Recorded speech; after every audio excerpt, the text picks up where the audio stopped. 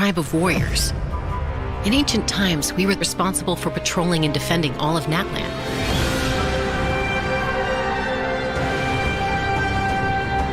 So Oj-Khan's still managing to sow discord, even after all these years. If you want to resolve a conflict through dialogue, sometimes you need a third-party facilitator. At this time and place, I'll bet the easiest person to find is... His spirit has gotten lost and can't find its way back to his body. I just want to rescue someone, and Granny won't let me.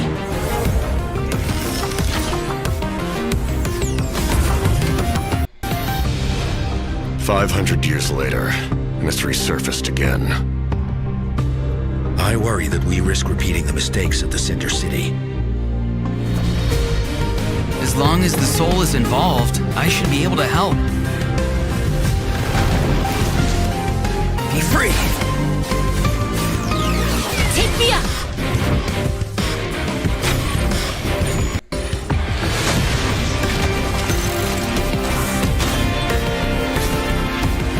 Time to say hello! Knock him down. It's either your end or mine! Before the final moment truly arrives, we must fight harder than ever.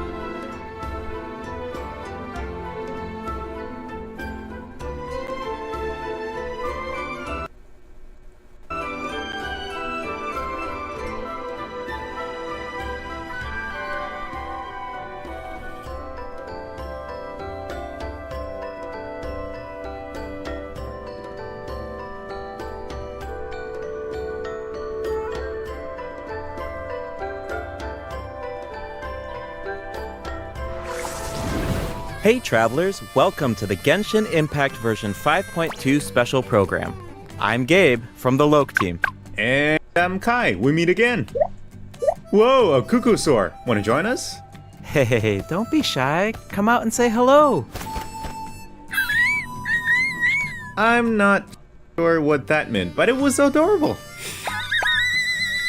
She approves of your compliment. Hey, I didn't know you could speak Saurian. Oh, I can't, but I can make an educated guess based on her body language. Whoa, are all Cuckoosaurs as friendly as this one? Adult Cuckoosaurs are usually very proud creatures, but there are always exceptions. Well, since our Cuckoosaur friend kicked things off for us, I know just the place to start. The Flower Feather Clan. All right, let's do it. Cuckoosaurs live among the Flower Feather Clan, which is suspended high above the mountains. This is a tribe of warriors, and most of their people can command the power of the skies. It was the Flower Feather Clan's ancient duty to patrol and safeguard the entire region of Natlan. As elite special forces, their job was to detect threats, disseminate intel, and quickly neutralize any dangers to the nation. Though the circumstances are different now, the tribe never forgot its origins. They still hold trials to assemble the fastest teams in the tribe. The trials test a pilot's skill and teamwork with the Cuckoosaurs. Oh, I'm so pumped about these Cuckoosaurs. Yeah, Cuckoosaurs are the proudest out of all the Saurians. They know that they're the kings of the sky. Cuckoosaurs can consume phlogiston to climb higher or perform a horizontal roll in midair. Holding the sprint button allows them to enter an accelerated glide state after a horizontal roll. In addition, they can even use phlogiston wind tunnels to quickly cover great distances. Okay, so I'm assuming that Cuckoosaurs are really hard to tame. Yeah, that's true. You need to prove yourself in some worthwhile feat, like demonstrating exceptional archery skill during flight. That's the only way to become a true Cuckoosaur rider. Wow, that's so strict. Yeah, tell me about it. But okay, now that we've got a glimpse of the Flower Feather clan, it's time for a quiz. What? Already? Yep, I hope you're prepared. Every tribe in that land has a unique way of communicating with their Saurian companions. The members of the Flower Feather clan use a special item to summon their Cucusaurs. What is that item? A basket filled with their favorite foods? Here's a hint. We just saw the answer in the previous video. Oh, I remember now. Horn. Ding ding ding! Cucusaurs live far from the tribe and from each other, so in order to summon them, the tribespeople use whistles and horns to produce loud noises. So there's your overview of Cucusaurs. Maybe they sound a little unapproachable compared to other Saurians, but don't worry, travelers. If you get into a tough situation, then Chaska, the Flower Feather clan's expert peacemaker, can help mediate the conflict. Knitch mentioned that her method of mediation is silencing both parties. Is that true? Well, that's only in special cases. Most of the time, Chaska barely needs to intervene. Everyone knows what she's capable of, so people usually find a way to set aside their differences when she shows up. Oh, so she doesn't just handle conflicts between humans and Saurians. She keeps the peace between people, too. Exactly. Chaska was corrupted by abyssal power as a child, so she has a strong compulsion to fight, but she knows how to rein it in. Right. I heard that she was abandoned as a baby. It seems like she's been through a lot. Yeah, but luckily for her, the Cucusaurs took her in and raised her as one of their own. In addition to hunting and flying, Chaska gained a lot of unique combat experience from her Saurian childhood. When Chaska is in your party, defeating monsters will restore phlogiston to your party. While she's in the Night Soul's blessing state, Chaska can ride and control her gun like a Cucusaur. The Soul Sniper doesn't just increase her movement speed and resistance to interruption, it also allows her to get a better angle on her enemies. Wow, that mid-air perspective is so cool. It seems so liberating. Yeah, and Chaska's fierce when she's in the zone. In the Night Soul blessing state, Chaska's normal attacks deal animo damage to enemies in front of her. Unleashing a charged attack in this state will cause Chaska to enter a special aiming mode. This allows her to lock onto a set number of enemies within range and fire up to 6 Shadow Hunt shells, which deal animo damage upon impact. In addition, for every Pyro, Hydro, Cryo, or Electro character in your party, one of Chaska's Shadow Hunt shells will undergo an elemental conversion to deal the corresponding type of elemental damage. Whoa, no way! So Chaska can directly deal other types of elemental damage based on the characters in her party. And since she's an animal character, she can swirl them at the same time. That's awesome! Yeah, I know, right? Her elemental burst has a similar function too. Chaska fires a gale-splitting Soulseeker shell during her burst, which deals animo damage. The attack then splits into 6 Soulseeker shells, which continue to attack nearby enemies. These shells can also undergo elemental conversions. That's so cool! No wonder she's one of the strongest warriors in her tribe. Speaking of her tribe, the warriors from the Flower Feather clan are formidable for sure, but we should also shed some light on those who aren't as skilled. Oh, are you talking about the wingless? That's what the tribe calls people who fail the flight trials, right? They're the challengers who fail to earn the recognition of a Cucusaur. Exactly. But the name doesn't indicate that those people are weak or deserve to be cast aside. The Flower Feather clan has its own definition of strength. There's a tacit understanding that the wingless are supposed to be protected until they can fly by themselves. But that assumption is challenged in Tribal Chronicles Tlalocan. Someone will dare to ask, what if you didn't need a Cucusaur to fly? If you could change the rules, then maybe there wouldn't be any wingless to begin with. Now, whether that's the right path is for us to discover. Chaska will also be there to help us find the answer. So, be sure to check out Chaska's Tribal Chronicle if you're interested in what happens. Is there anything else that you can tell us?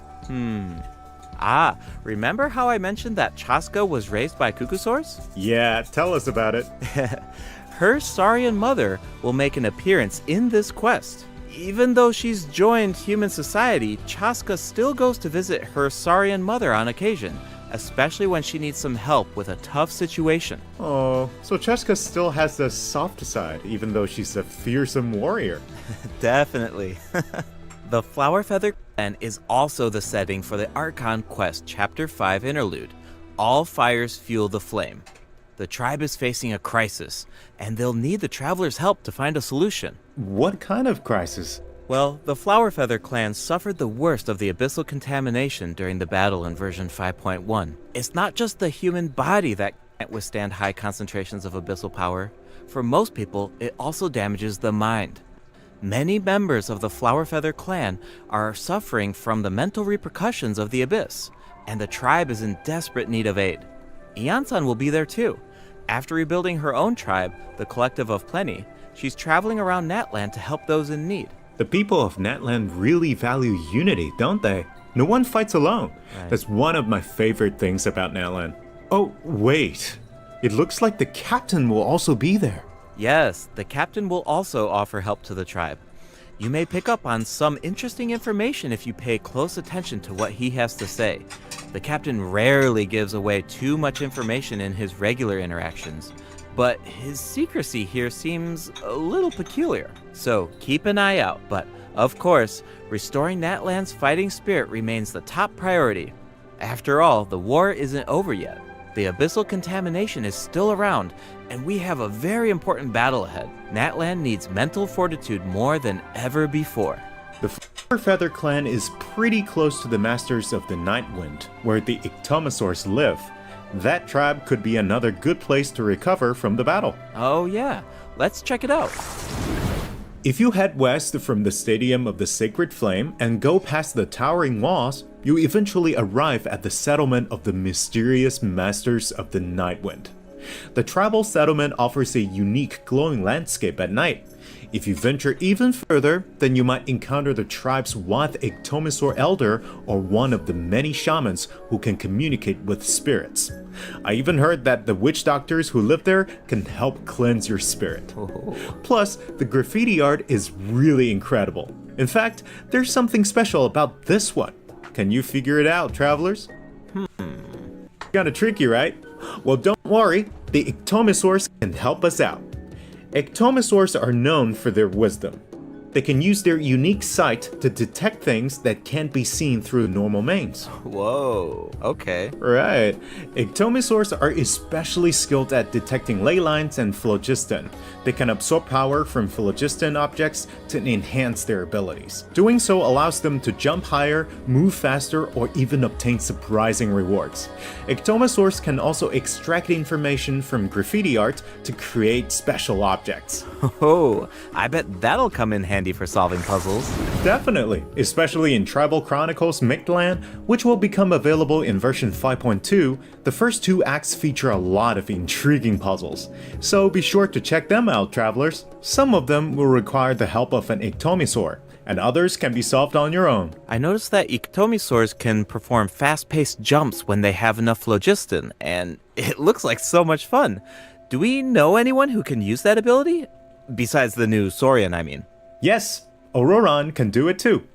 Like the Ictomosaurs, Auroron has the ability to rise into the air. He also has a keen sense of perception. While charging an aimed shot, Auroron will enter the Spirit Speaker state, allowing him to extract power from Natland's graffiti and runes. Speaking of Auroron, I was honestly super surprised by his personality. Before the 5.1 Archon quest, I thought that he looked like a stern, stoic, and...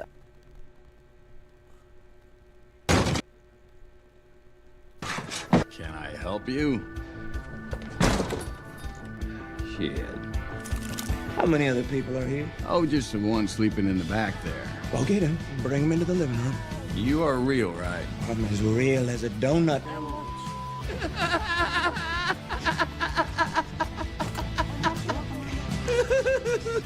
harsh type of character.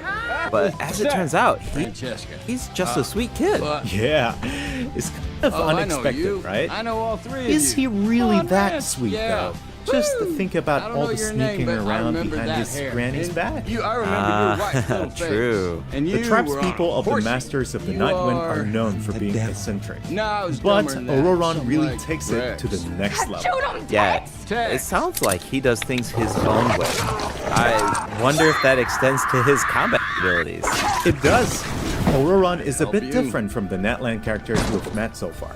He doesn't need to depend on the Night Soul's Blessing many other state to people gain are Night Soul Oh, points, just the one and he sleeping can in the maintain back. the Night Soul's Go get Blessing him. state Bring him into even the while living he's off You field. are real, right? That He's does real sound as a different from the donut. other Natlan characters. So how do his abilities work? Let me start by explaining how Auroron gains Night Soul points. This can happen in multiple ways. For example, Auroron can gain Night Soul points when one of his party members triggers a Night Soul burst. He can also gain them when other party members deal Hydro or Electro attacks to enemies after Auroron unleashes his elemental skill. Oh, then it sounds like he works well with Hydro and Electro characters. Yep. And in combat, when enemies take damage from electro-charged reactions or other party members deal Night Soul aligned damage, Auroron can consume Night Soul points to enter the Night Soul's Blessing state and trigger the Hypersense effect, dealing electro damage. Oh, I see. So you need to pair him with the right characters if you want him to gain Night Soul points, enter the Night Soul's Blessing state, and trigger the effect. Exactly. Though I should mention that Auroron doesn't need to be on the field to trigger the Hypersense effect. Wait, he can trigger it even while he's off-field? That sounds really useful. Totally. His Elemental Burst provides a convenient way to deal damage and support your party. Auroron performs an ancient reach roll with his burst to summon a supersonic Oculus, which taunts nearby enemies to draw them in. Once they're up close, the Oculus releases a sound wave to deal damage. That should be great for crowd control. Yes! With Auroron in your party, dealing with large groups of enemies should be a lot easier.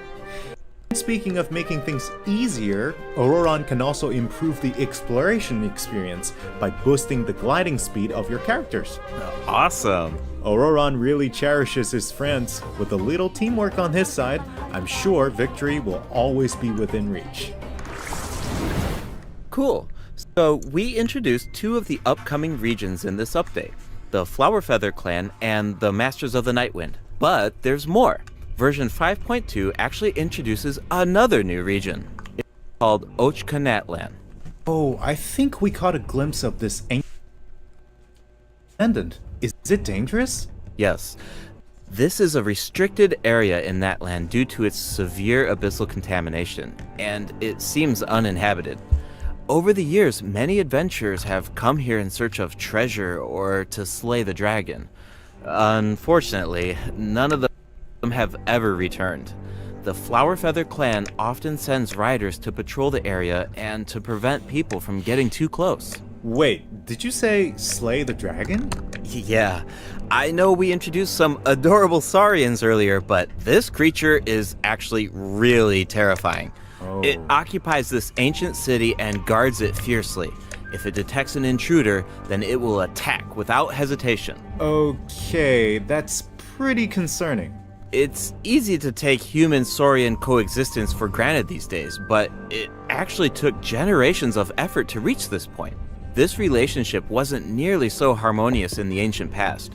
Travelers will need to explore Ochkanatlan to uncover the reason behind this dragon's rampage. Of course, travelers won't have to do this alone. Here, take a look. Oh, what's that? This is a very important companion who will help us explore Ochkanatlan. His name is Kokoweek.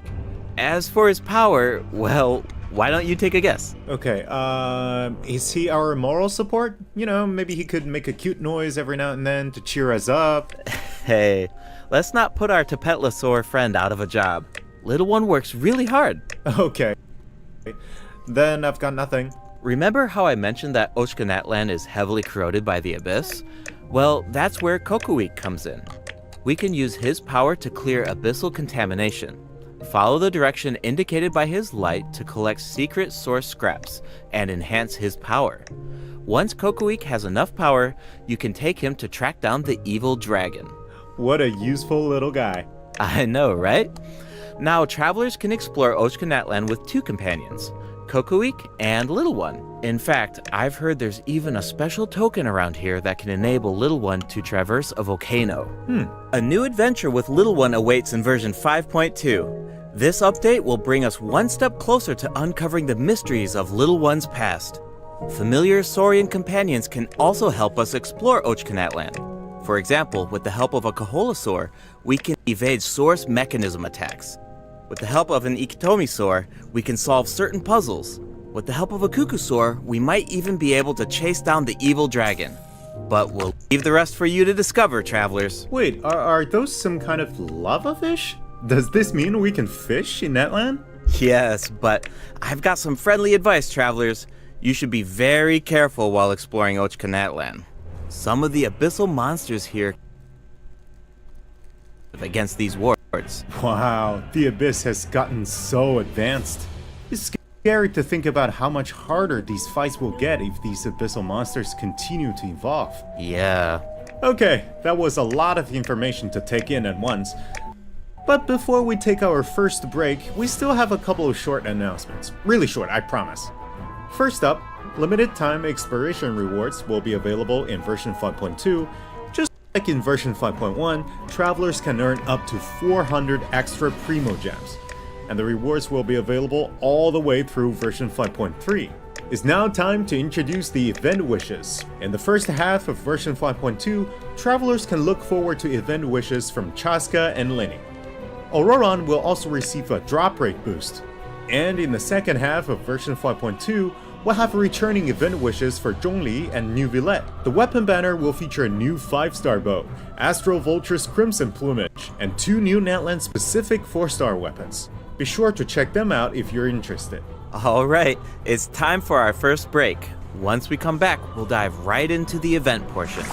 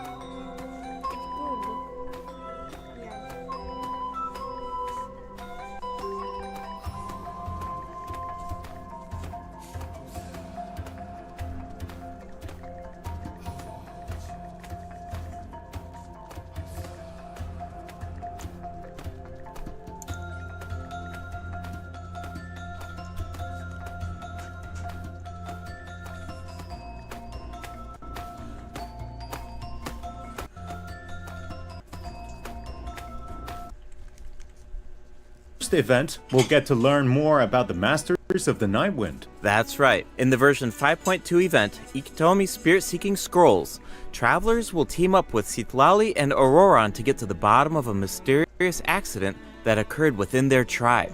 Travelers will need to complete combat challenges to defeat enemies who try to disrupt the ritual. They'll also need to reconstruct scenes from the tribe's woven scrolls and gather lost spirits scattered throughout the region. Travelers will only be able to uncover the truth if they collect all the clues. But don't worry, there are also various rewards to earn along the way, including Primo Gems. Ooh, I really like the vibe of this event. It looks like Citlali is performing some kind of ritual. It's also mysterious. When a situation gets tough, it's Granny to the rescue. Definitely. Citlali and Auroron have some really fun dialogue in this event. I'm always grabbing the popcorn whenever these two interact. They're practically a two-person show. And speaking of fun, let's get into the event gameplay. First up is the Search for Lost Spirits minigame. Travelers will have to work together to herd the scattered roaming spirits into specific zones to earn points. Pay attention to the conditions on the field if you want a higher score. For example, travelers can jump on stone slabs that appear on the field. These slabs will break open and release even more spirits. Storms may also appear during the game. You can track down spirits more effectively if you pay attention to the direction of the storms. In Evil Banisher, travelers will need to select the right teams to complete the objectives. Completing all of the objectives will award you the Banishing Aura, which allows you to deal AoE damage by spraying paint at enemies. That paint really matches the Masters of the Night Wind's aesthetic. It's super cool. Yeah, and so does the Spirit Loom in restoring fragmented records. Citlali will use her powers to reveal special fragments. Travelers will need to piece these fragments together and assemble them on a woven scroll. Make sure that you pay attention to the order and positions of the fragments. Oh, there's something else that we should mention. Travelers can obtain a new 4-star sword by completing this event. The design definitely fits the Masters of the Night Wind. It looks like some kind of ceremonial artifact. I totally agree. Oh, and this event will allow travelers to learn more about Natlan's secrets.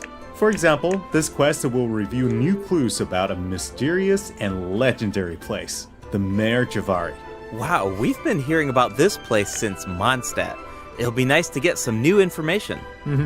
On a related note, the Adventurers Guild has prepared a new trial for its members. Active adventurers have been invited to take on the challenge, including the Traveler. Travelers will need to complete various challenges with designated characters and fully leverage their skills to earn rewards. I know you're up to the challenge, Travelers. Good luck! In Mondstadt-related news, the Knights of Favonius are conducting a war game to improve security tactics in the region. And who better to test these tactics than the Honorary Knight? Be sure to pay close attention to the game, since the format has changed this time. Travelers will need to select combat units and stratagems to deploy against the opposing formation. Once the lineup is set, the monsters will fight automatically. Available combat units and stratagems are completely random, just to build some unpredictability into the wargame. The chances of encountering elite combat units increases as the wargame progresses.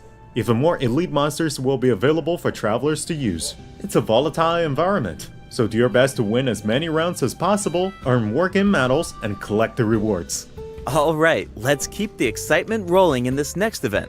We actually have a demo, so please take a look. Oh, looks like they're selecting tactics. Double damage? That sounds powerful. Whoa, it's automated. Cool! The elemental reaction effects are completely different. This brand new heated battle mode is called Automatic Artistry. Powerful support cards have been added for nearly every elemental reaction. Choose cards that align with your strategies to trigger powerful elemental reactions. The effects will change depending on how you play. In addition, the overall gameplay is very laid back. Characters will automatically duel each other and skill animations are now shorter in length. Wow, it's like we got a whole new Genius Invocation TCG after coming back from Natlan. Talk about whiplash. That's right. Even if you've never played Genius Invocation before, I really recommend checking out this new gameplay mode in version 5.2. The new version will also bring a few updates to regular Genius Invocation TCG. Do you ever feel a little cooped up while you're playing card games? Well, don't worry about that. Our next event will give travelers the opportunity to enjoy the great outdoors. In Claw Convoy, travelers will need to help Lamia track down some adopted animals. Travelers will be able to see the animal's point of view by using a special tool. Once you've managed to deduce their location, you'll be able to track them down. Once the animals are safe and sound, travelers will receive a gift from the mysterious figure who adopted them. I feel like Auroron would really shine in this event. He's definitely an animal lover. I can see that. I'm sure that he would jump at the chance to meet animals from other nations. Yeah. Finally, the Leyline Overflow event will return in version 5.2. If you need Mora or character EXP materials, then keep an eye out. Alright, let's dive into some updates and game optimizations. First up is the change to the Imaginarium Theater. Previously, travelers would be returned to the theater lobby after completing a challenge and have to reopen the Fantasia Tome to continue. Travelers provided feedback that this setup interrupted their experience. So, this will no longer be the case in version 5.2. Now, after finishing a battle, all you need to do is click Next Act if you want to keep fighting. Nice. Travelers can now enjoy the thrill of combat without any interruptions. And for all the generous travelers who like to configure supports for their friends, a supporting caster record has been added in the new update. You can now check which friends have borrowed your supports by looking at the supporting cast screen. Cool. It'll be nice to know that our supports are helping people out. Yup. Oh, and the party configuration mechanic has also been optimized. Besides the elemental filtering, the Imaginarium Theater will now feature recommended role icons, elemental statistics, and markers for the main types of enemies. That is so helpful. I'll occasionally put together a random team if I've just started experimenting with some characters, but this information should make it a lot easier to form strategic teams. These markers will display key information on how to counter enemies, but in a much more prominent position. Hopefully, this change will make it easier for travelers to form the best teams. Yes!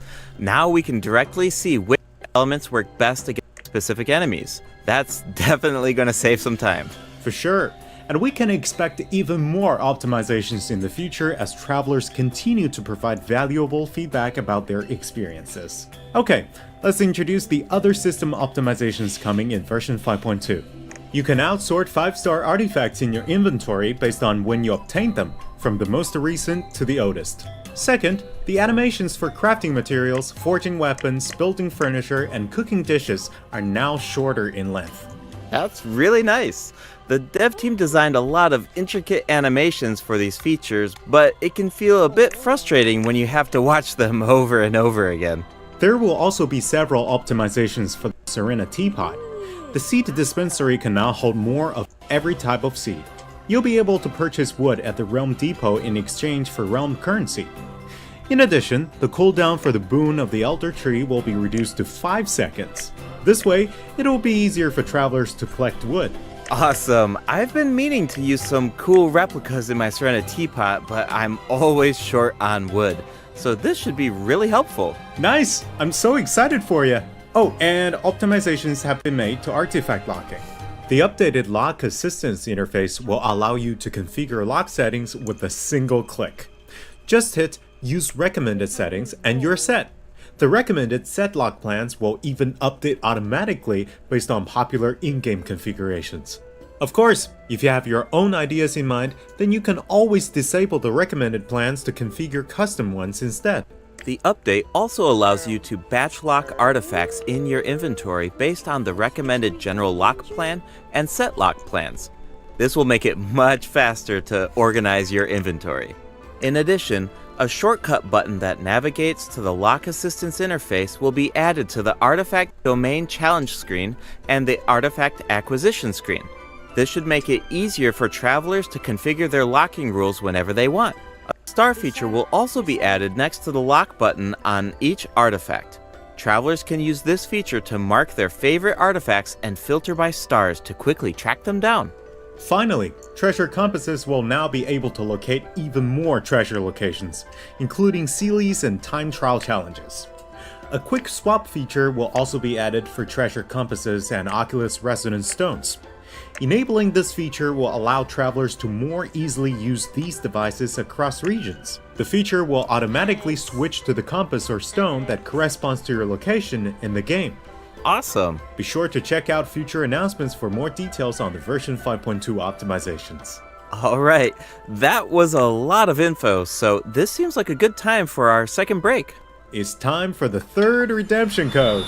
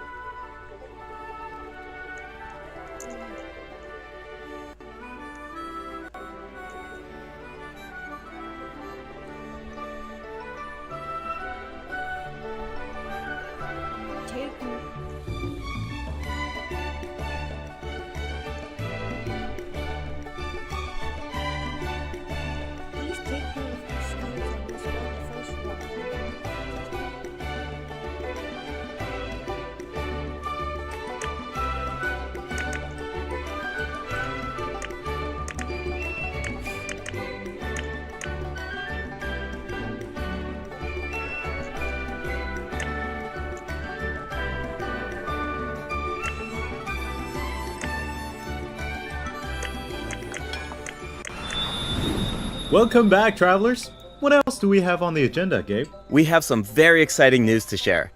After the version update on November 20th, travelers will be able to play Genshin Impact on the Xbox Series X and S. Log into Genshin Impact on Xbox Series X and S consoles to receive the Wind Glider Wings of Fate's Course Intertwined. Additionally, Xbox Game Pass Ultimate members can play Genshin Impact via cloud gaming. They'll also find extra rewards in their in-game mailbox. Awesome. Alright, that should be everything. That means that we've reached the end of the special program. Is there anything that you want to say before we go, Kai? Yes, I'm really looking forward to all the new characters. Chaska and her weapons seem really incredible. I'd love to see how her travel chronicle unfolds because she has such an amazing personality.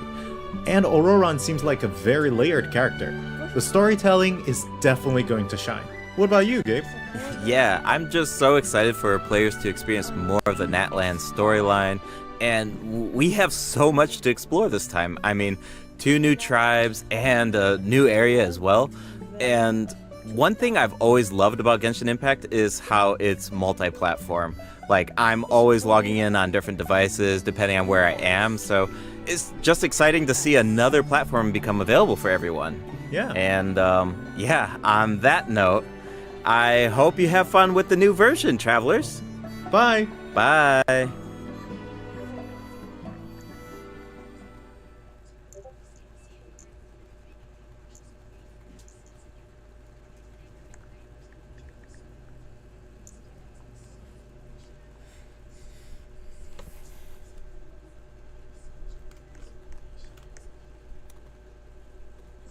How after so long?